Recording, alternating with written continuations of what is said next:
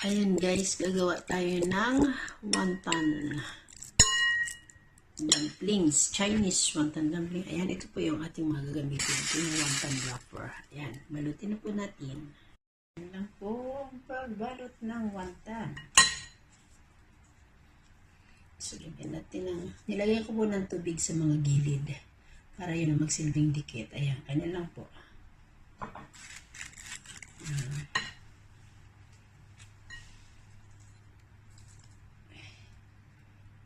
Ito po ay minced pork, tapos marami siyang vegetables. At nilagyan ko ng shrimps para mas masarap siya, guys.